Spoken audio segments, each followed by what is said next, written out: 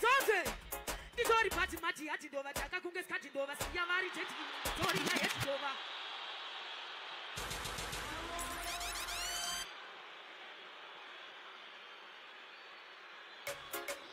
Janzo Fresland Kwaza neka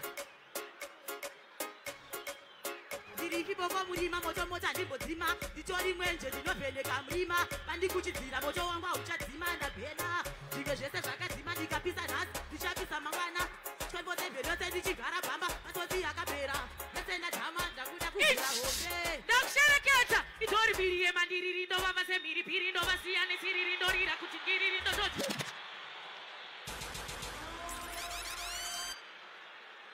Fidel munhu ari kudzika yega musiyeka uri kuenda upi Fide vari kuti ikendi ndevapi apo iwewe ukada kuita unge uda kupfimbwa vana mvana tokuti arafu vari kuti Roxy vapi apo ngatimombere maoko Roxy simu Roxy uri kuleka confidence plus uri kuita unge uri kutsvaga mukomana pastage wanzwa une potential unogona kuimba ndizvo here pano ngatimombere pastage asisika pastage uyo thank you very much madzimai mira yapapa nasi tonight K Queen auta mfakose versus Ikendi straight out Mbari. Ladies and gentlemen, tunakuona kuti dancehall queen of tonight ndeupi hapo Sumudza yati mdenga for all the ladies right now. Levels, read him up by DJ.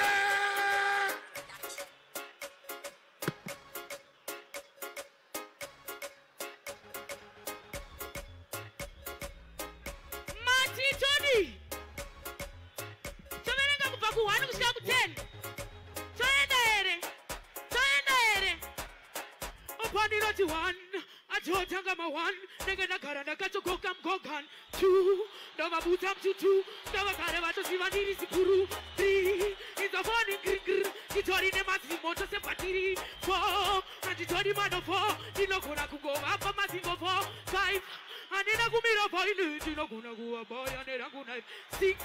Andisi munu wewis. Ndinogona kungova siya vari Paris 7. 1 plus 1. Kwandiri anta 11. 8. Andisi munu we fight. Kuna Ikendi musane kuchacha height. 10. Andisi kapen 10. Kuzea kuna Maria kuna Gana.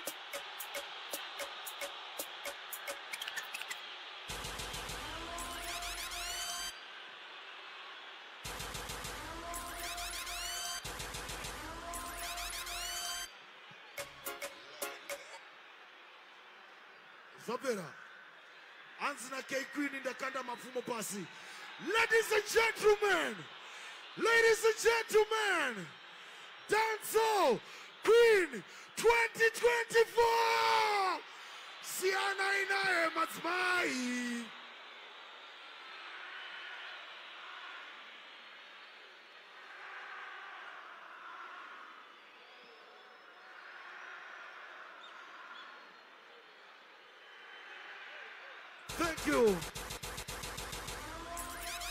Thank you. Hold on.